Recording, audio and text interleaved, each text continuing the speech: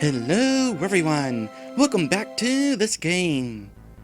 When we last left off, instead of being tricked by a pair of doppelgangers, Northwind and Tarog have been hypnotized by a demon to attack Fantax.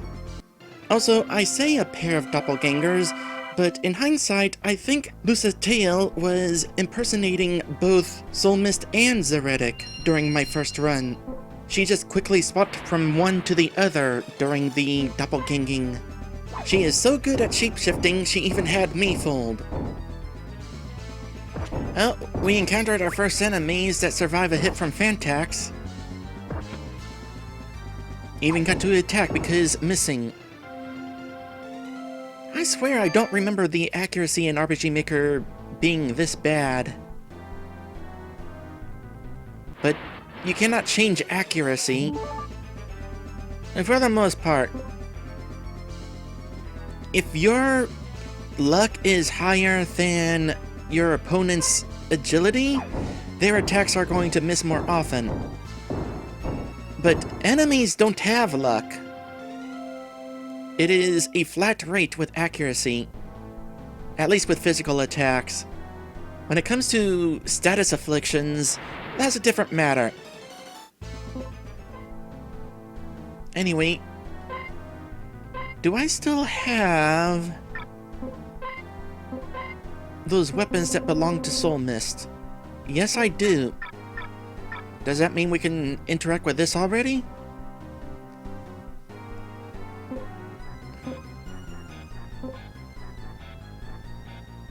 And that gives me an idea for our attack.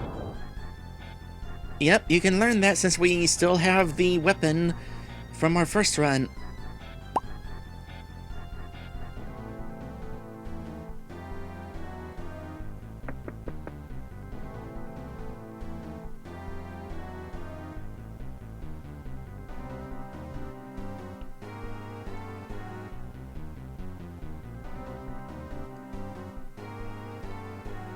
You're alive! I was so worried about you! Destroy Fantax. Fantax, their minds are wrong use of R. Being controlled. We have to stop them. I can't fight my friends. You don't have to kill them. If we can weaken them, it might break the mind control. Well, it looks like I have no choice.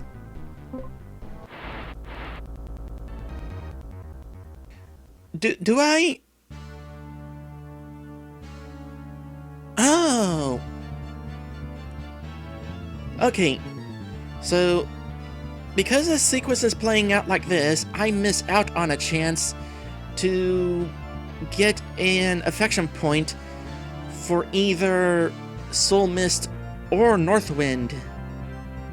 Because originally, there was this whole situation with the doppelganger impersonating Soul Mist and Zeretic, and we had to try to figure out who we had to believe. And if we sided with Soul Mist, we would get an affection point for Soul Mist. If we sided with Northwind, we would get an affection point for Northwind. But Emperor Seth kind of let it slip that one of the alternate story branches would result in me being unable to acquire those points. I'm not going to get either one of them. Where was my last save state? Good. I'm rescuing that mermaid. And while we're here, just FYI, my first run I attempted to go north. You idiot! That way just takes you farther into the desert. And if we attempt to go south, we want to go east, not south. I mean, does it really matter? So, in between recordings, I have learned a few things of interest here at the Nomad chase sequence. First things first, pay attention to the color of the robes these nomads are wearing. They are wearing bright robes. Now, moving forward, this section right here, you get into different encounters depending on which path you take. And you'll have to take my word for it because I got interrupted by a fight. But that's okay because this is actually something I wanted to be able to show. Because something I've been told is that these enemies right here, portal beings, only spawn if you either lose or give up to Harakim at Dreadstone. If you win, they do not spawn. That is an interesting little difference there.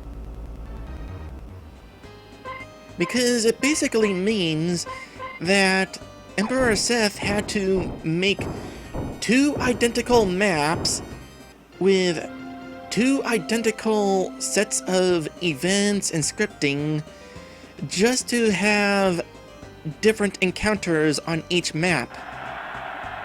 I mean, didn't have to manually recreate all this. Emperor Seth could just copy and paste, but still, that's taking up extra memory in order to have all this stuff copied from one map to another. So the slight duplication is likely to be removed in an update.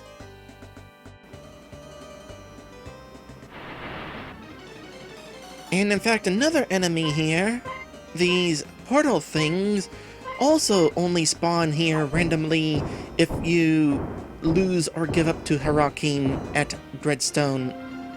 Otherwise, these portal creatures don't spawn until you try to rescue the mermaid up ahead. Finally, up here is another set of these Nomads that we need to block the path of, but these Nomads are from the other tribe, the ones who were chasing us first. You can tell because they have a different colored robe. It ultimately doesn't matter. Regardless of which tribe of Nomads you fight, it's all the same enemy type.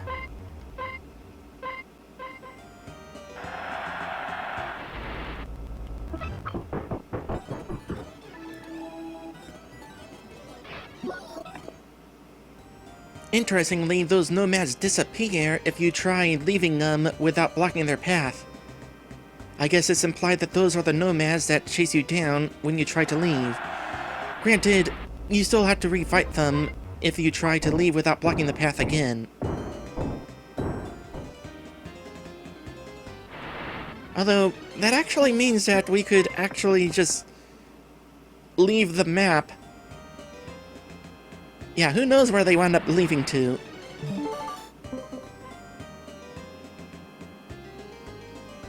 Well, here's these Nomads. The ones who ultimately wind up trying to chase us in here.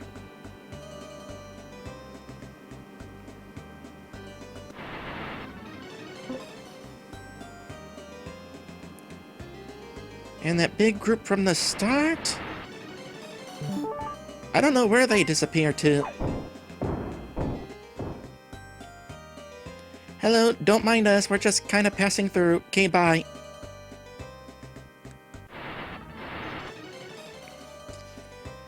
I know I shouldn't be out here, but it's kind of interesting to be able to go out of bounds like this. Let me see here. These characters I'm normally not supposed to interact with. What happens if I touch one of them? It triggers this point in the cutscene where they are programmed to start chasing us.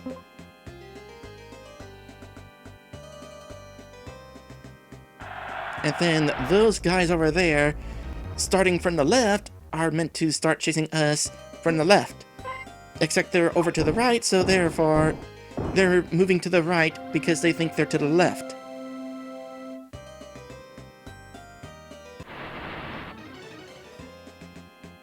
Oh, and I just noticed that there's some mixing going on here. Wonder how this is triggered.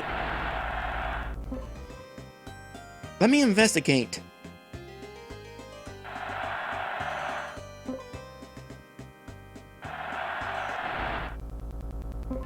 So just then, the group who started chasing us in here moved even further to the right, I'm pretty sure. Okay, I getcha. I'm betting this group right here is the group that was standing up in the upper area where I had to push boulders to block their path. And they wound up disappearing because I guess they were trying to walk down here for some reason. And this is where they wound up. In fact, if I go back up there and let them attempt to chase me some more, I'm betting they will walk even further down. So here I am triggering this fight, and there will be a moment after the fight where I'm unable to move.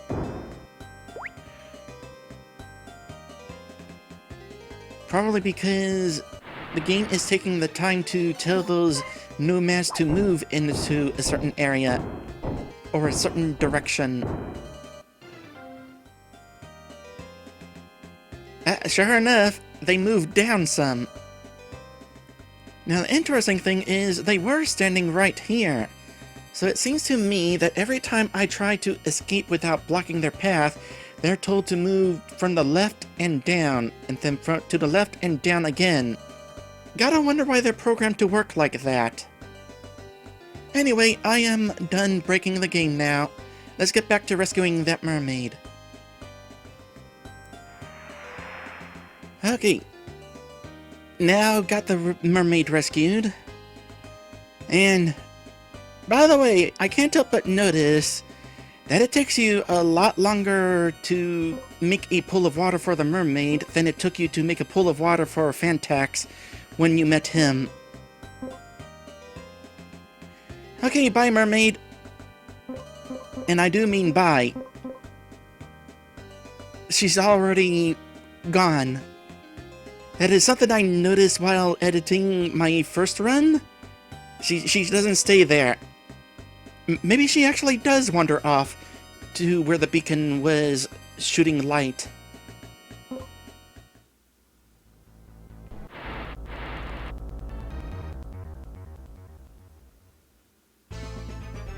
So, this is a scripted encounter right here. The reason I know that is because this played a different battle jingle than the random encounters. There's also... oh hey, Solmus leveled up. A scripted encounter right here. Or at least there was a couple of times when I passed through here. Wait, it's random. I noticed that I stuttered a bit, stalled a bit when stepping over where I encountered it. Right there.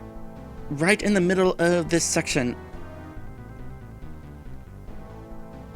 So there is an event right here that randomly triggers an encounter. This is obviously not that encounter.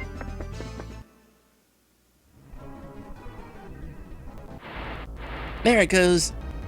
Apparently not a super high chance of it triggering. So that's kind of weird that there's a couple of spots in here that trigger this encounter. I wonder why that is. I managed to avoid them entirely during my first run.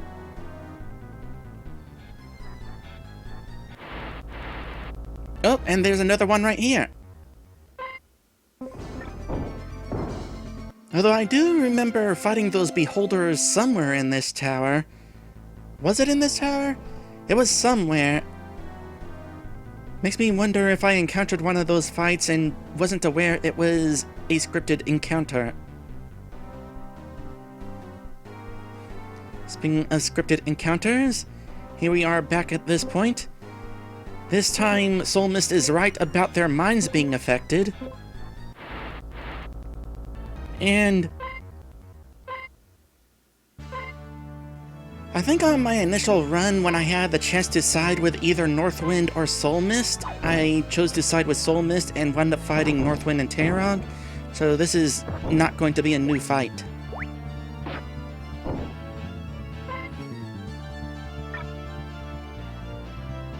New plan, auto.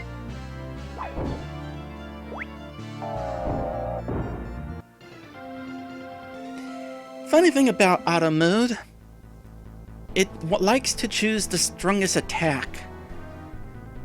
This is going to come in handy later on, but the AI of auto mode is kinda smart. It knows which enemy will go down the fastest. It also knows when an enemy is weak to a certain element. Had I remembered that during the last couple of final dungeons, that would have been really helpful. Would have been able to real quickly figure out what spells I should be using. Although admittedly, the AI likes to heal the wrong characters sometimes. Fantax? What happened? Are you the Mistress of Snowstorms? Yes. Then have a seat. We have things to talk about. And this is where we learn about how when Fadun tossed the wand amulet into the portal, its powers were inherited by Meteomancers. Although the word Meteomancer is rarely used, it was used once by Soul Mist when we met her, and it'll be used once more when we face off against Solos for our first fight against him. And I can't remember if the word is ever used after that. It's kind of an important word to know, though, so we know what to call these people. And that phenomena when we arrived, this is referencing the magic storm that briefly appeared at the entrance to the dungeon. And indeed, those earthquakes. That means that Hirakim is here.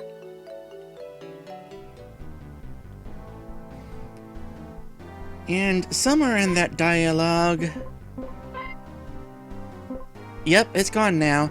We instructed Northwind and Terog to bring the amulet to Fadun. Or in the original run, it was bring the merged stone to Fadun. Although I have a hunch. Despite sending them off, the magic storm was still ongoing. Or at least it was implied to still be ongoing, and they wound up being kidnapped by the aliens. Later on, Fadun says that Galag brought him the stone. Galag happens to be standing outside. I wonder if this means that Northwind and Terog are actually waiting out there, talking to Galag, and Galag will then take the stone. Amulet. Whichever. Nah, of course they aren't out here. I already knew that, because I came out here to save after rescuing them during my first run. Do you happen to mention them passing by? Nope. Well then, I'm really not sure at what point Galag acquires an amulet to give to Fadun. Or at what point Northwind and Terog got kidnapped by the aliens.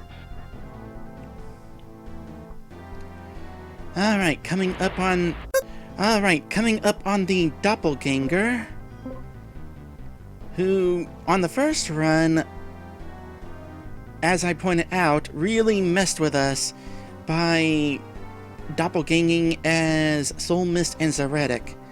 And she bragged about it when we approached her. But, what about now?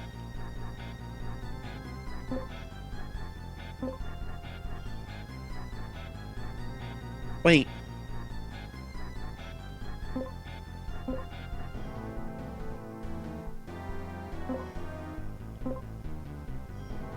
Do we have to investigate every other thing? Hold on. Not now. I'm trying to figure something out. Okay, the trap is still here.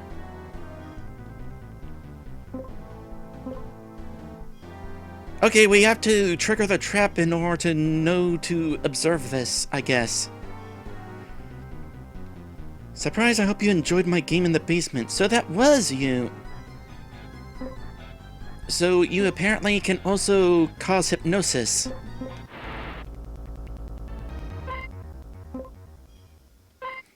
Out of curiosity, let's guard and give you a chance to actually do stuff.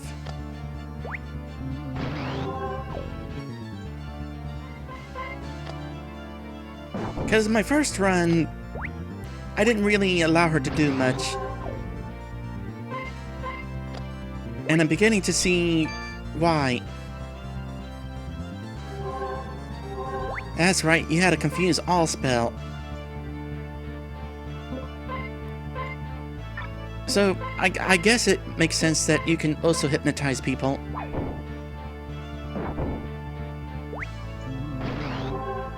Oh, that is not good. Kill her! Kill her! Kill her! Kill her! Oh, this is about to hurt. Oh good, Fantax broke through. Randomly.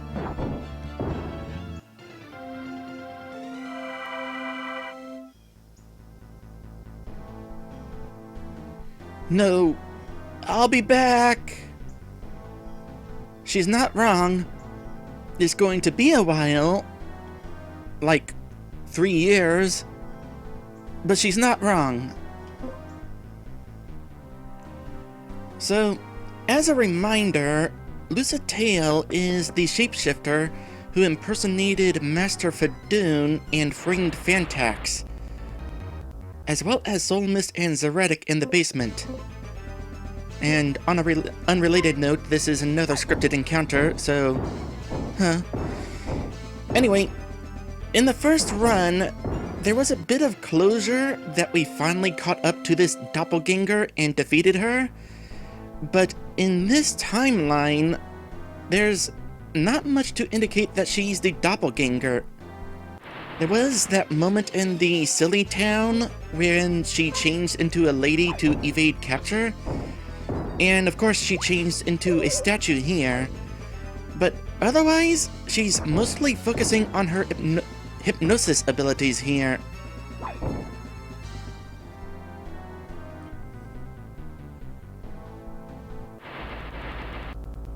Okay, as I'm walking along, I'm noticing a bunch of points where the game is stalling, trying to decide whether to throw one of these encounters at me or not. The scripted encounters.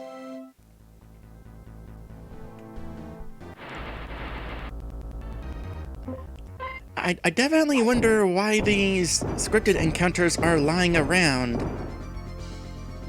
I mean, you can't run from them. So there's that. Is that the intent, to have encounters that you can't run from? I mean, it's already hard enough to run from encounters in RPG Maker as it is.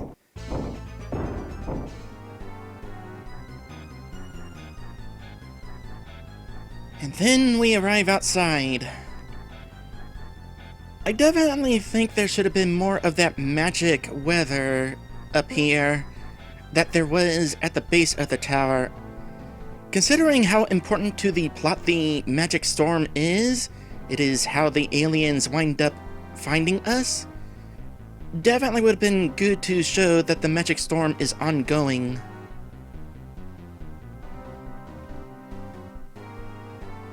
Alright, time for these two. And like with Lucid Tail, I'm actually gonna sit tight for a moment and give them a chance to show what they are capable of. So, defend, defend, defend. Because once again, I kind of went straight toward the status effects during my initial attempt at this fight.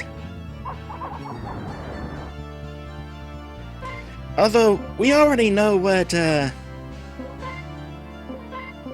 Gareth is capable of, because it's the same fight as before the tower, so let's go ahead and kill him. And Meryl will show her capabilities.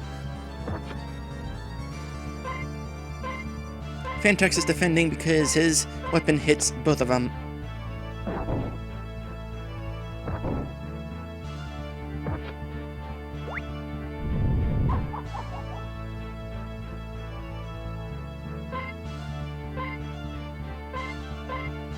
Here, Soul Mist. Destroy.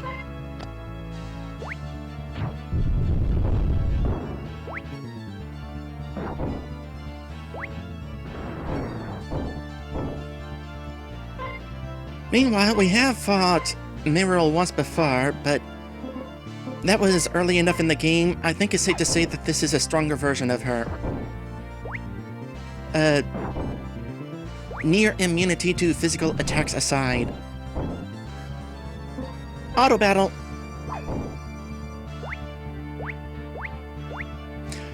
Ah, don't auto use that. That is a downside towards auto battle. They use your most powerful items if they feel it's necessary. So, before we proceed, plan. Okay, you are set to just use normal attacks, but Zeretic, don't use items. Not by curing or by aiding either. Same for you. I'm gonna need items like that for the super boss.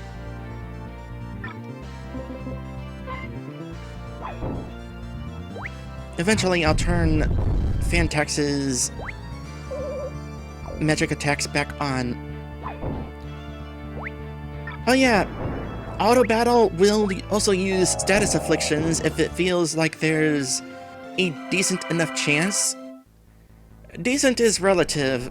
It's like if there's a 20% chance or better, which is annoying if they are trying to repeatedly cast instant death, but at the very least, if you have an enemy that's immune to status afflictions, the AI won't use it.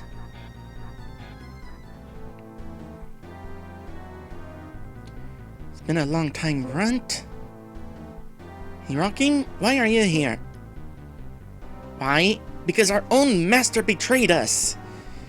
Yes, as a reminder, in my first run, we defeated Hirokin at Dreadstone, therefore she did not get the Merged Stone. Oh, actually I should probably bring that up. Okay, to recap, there was this magical stone dropped by the aliens. It split into two, and then split into two again, ultimately leaving 2 light halves and 2 dark halves. Master Fadoon tossed one of the light halves into the portal, which had that feedback loop going on, and Master Fadoon took his other light amulet and hid it behind the barrier at Dreadstone. Meanwhile, Solos had the 2 dark stone stones. And it was pointed out to me that at the start of the game, the fake master, Lucitael, gave us both of the dark amulets. One was given to Fantax and Northwind, the other was given to Hirokin and Terog. And the game did in fact mention this, I just didn't really pay much attention. I mean, we didn't know what these amulets were at the time, but I've been informed that that's what those amulets are. Both of Solos's dark amulets. What the game did not tell us is that when Terog went into the treasure room, Hirokin and Terog's amulet merged with the stone in the treasure room, so they wound up with the merged stone instead. And it is the merged stone that Hirokin wound up surrendering to the fake master, being betrayed in the process. Or so she assumes. And just to keep track of it, there are currently 2 amulet stones in play right now. The merged stone that Solos is now holding, after Hirokin gave it up, and the other dark amulet that he had, which we are still carrying from the start of the game. No, wait, no, we just gave that to Northwind and Terog. And of course, the last stone was tossed into a portal and is never going to be seen again. In essence, the Mediomancers are the last stone. This of course includes Hirokin here. So why is Hirokin here? Because our own master betrayed us. Because he left me to die in desert. At least here, I'm given the respect I deserve. Meanwhile, in the first run, you were not betrayed by the fake master. Rather, you thought Fantax was a traitor like everyone else. And the fake master sent you here to kill him. No, Solus tricked you. He tricked us all. Humph. Still stupid enough to believe whatever crap Fadun feeds you? That's okay. I doubt my master would accept a weakling like you anyway. Now, let's finally end this, the way we should have from the beginning. To be fair, Master Fadun is a bit of a liar, claiming that Solos is the bad guy. Which, Solos kind of is. I mean, after all, he torched Oasis. But his ultimate goal is to fight the aliens. Anyway, this is a fight we've seen before. I did not cheese this fight my first time, so I'm just going to quickly get through this.